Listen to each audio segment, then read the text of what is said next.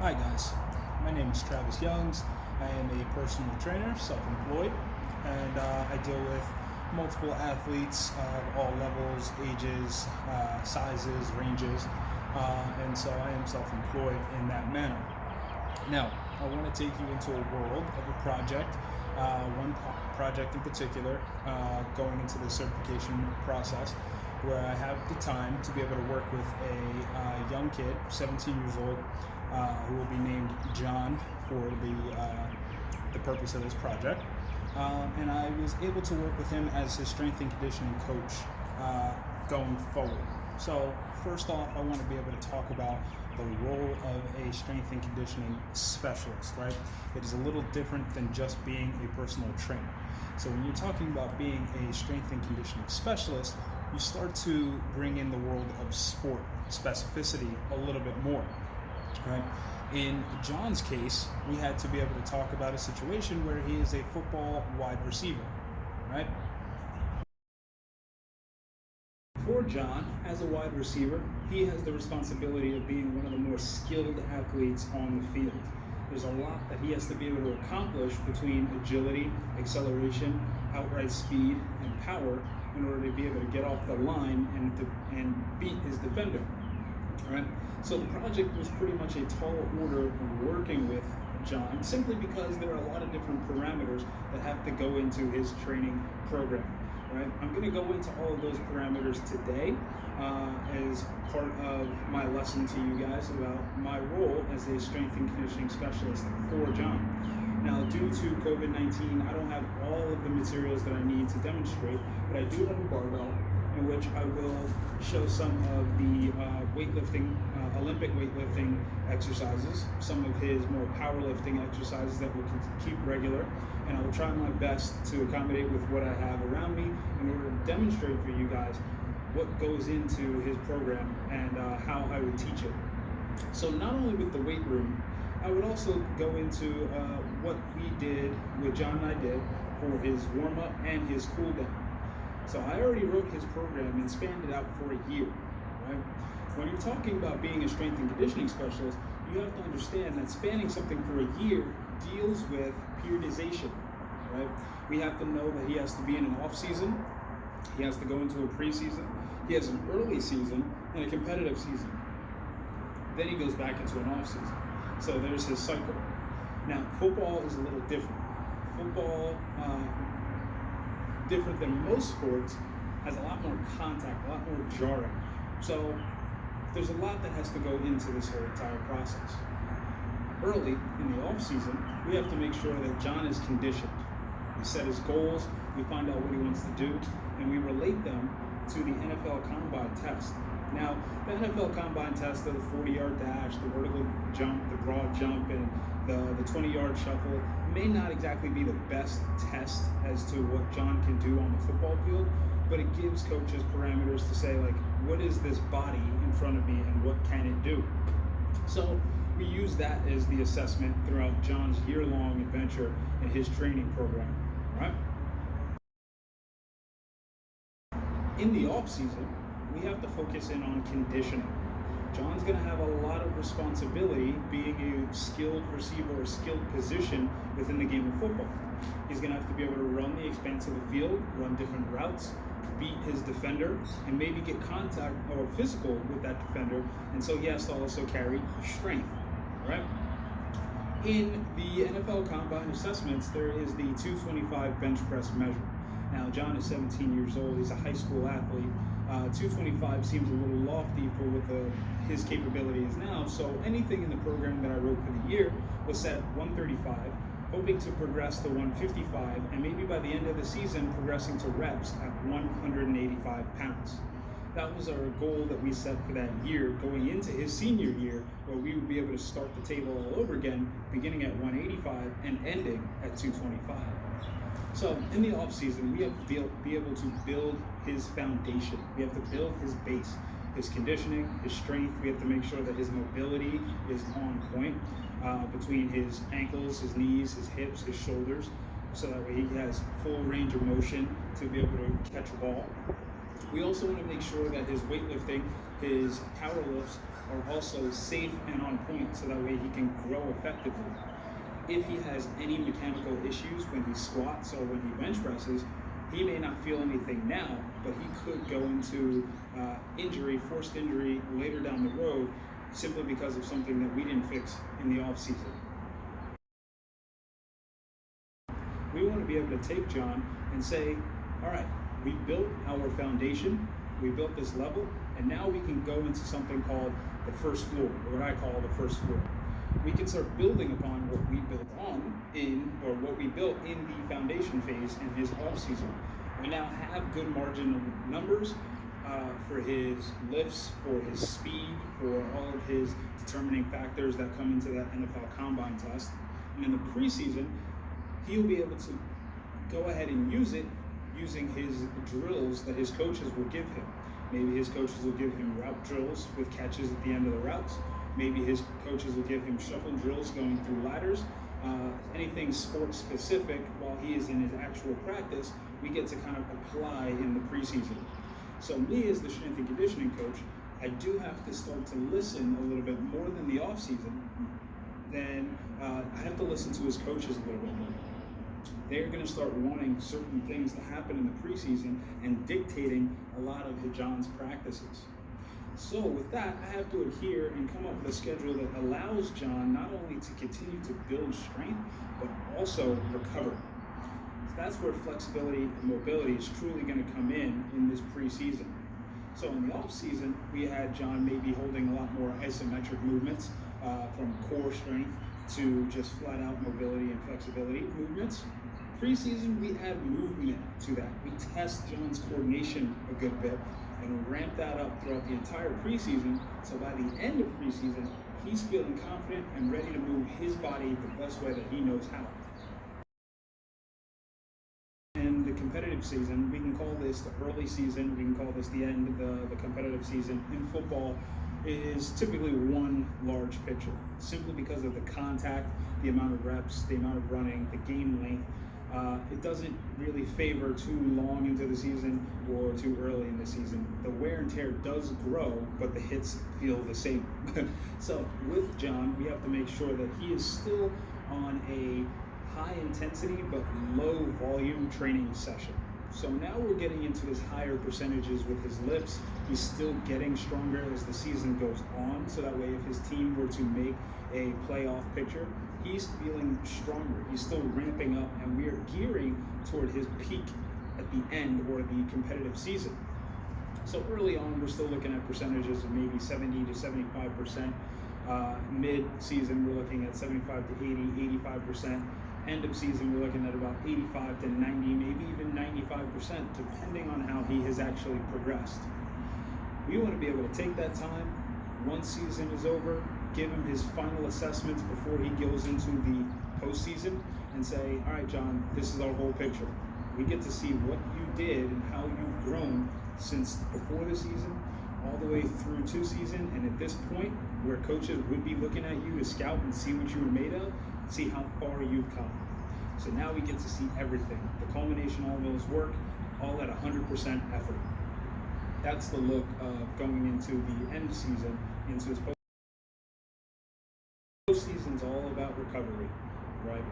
In the postseason, we want to make sure that he is just getting better and getting back to shape from all those hits, those bruises, maybe any nagging injuries he got along the way. Let's say that John didn't get any injuries throughout his entire season. Good for John, we did our job. But we also have to make sure that our job doesn't just end there. We have to maintain that strength, that newfound strength that John had. So what we're going to do is we're going to reduce the intensity, we're going to up the volume a little bit, and just get John on some light days, full recovery days, full yoga days, something that he can go ahead and just maybe take a full breath and a day off, but maybe keep him on a schedule and a routine so he doesn't lose his way going into the full off season and feeling like he has to rebuild his foundation. We want to come into this off season from postseason with this foundation that we built last year into a new foundation of gathered new strength, new agility, new ability into his next off season. So postseason's big thing for him is going to be recovery, growth, and learning. Now, For John, outside of listing his year-long training program, we actually have to make sure that John's going to move well, right? So here's where that personal training comes in.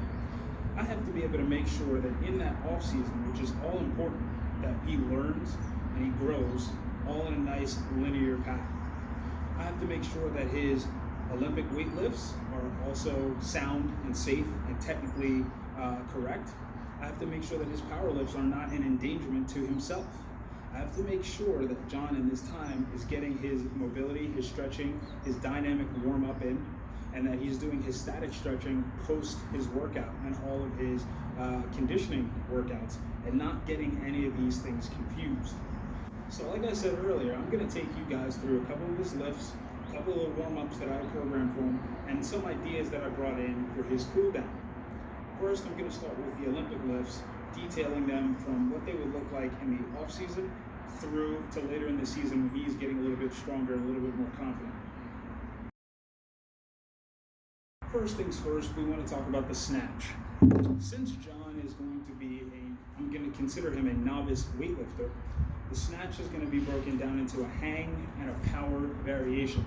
Simply means that I'm going to have the bar start from a standing tall position, and we can lower into any other positions as long as it's not from the floor just yet.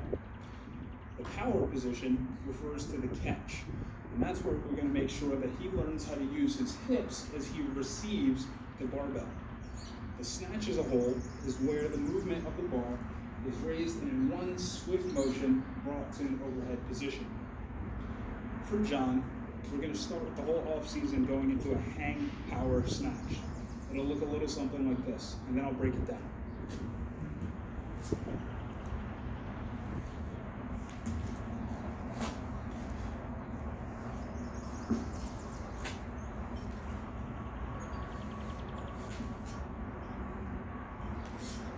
All right.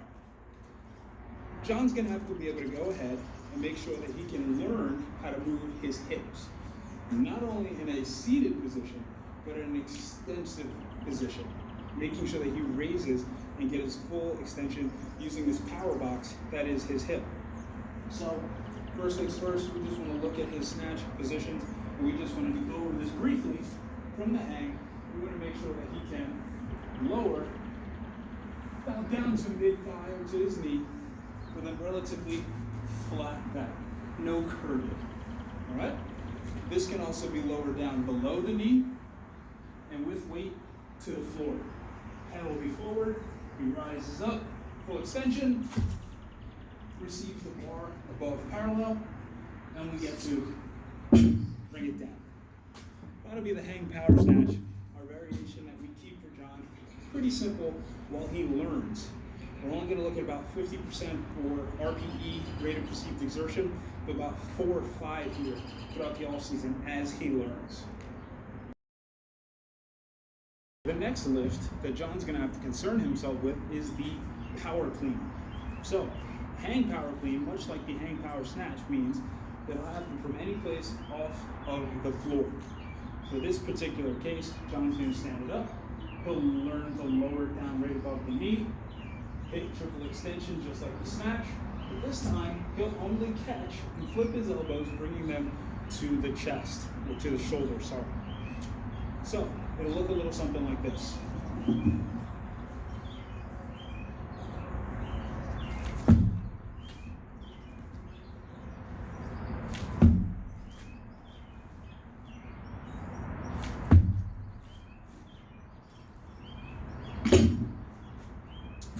So, John going through his hang power clean and his hang power snatch.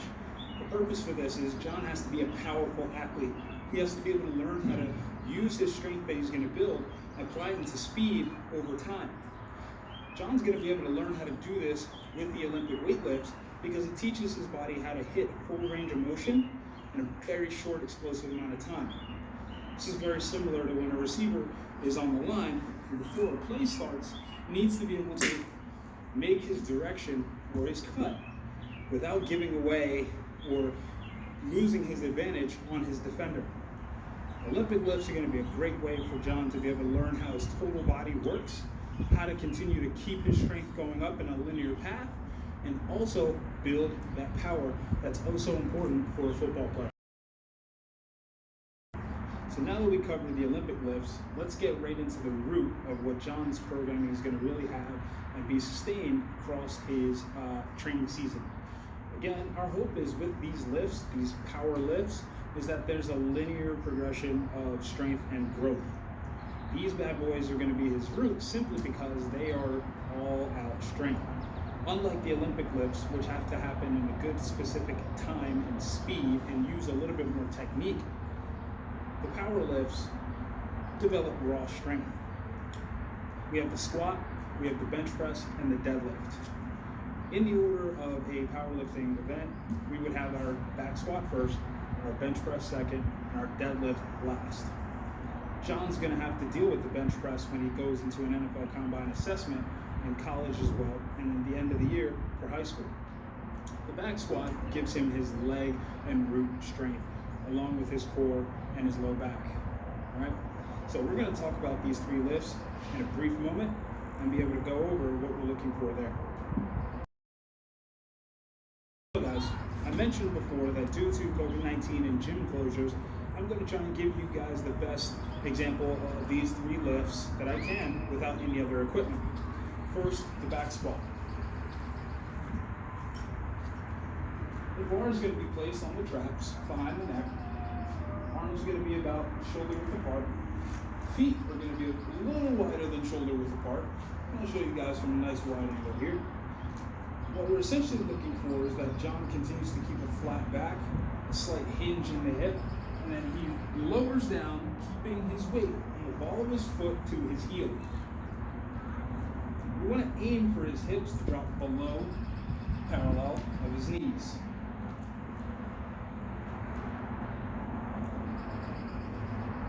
If I had a rack, walk in, unrack. Difficult to film, but given what I have, is the bench press. I'm going to use this picnic table to go over that bench press. Essentially, for John, we want to be able to make sure that we can explosively move this weight from the chest into a full lockout position. He's going to lay down, have his position. Elbows are going to be about 45 degrees, and press, keeping his chest tight and tall.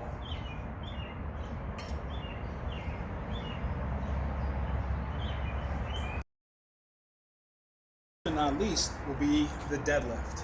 Now we want to make sure at the deadlift that we actually take good care in our technique, and we have a coach present, myself present, or another coach present during the season to make sure that back angle is maintained and held here.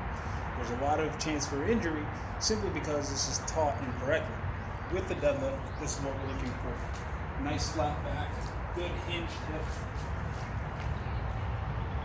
eyes forward, stand with squeeze of the glutes up top. Hips will return with a hinge, bar stays nice and close to the body.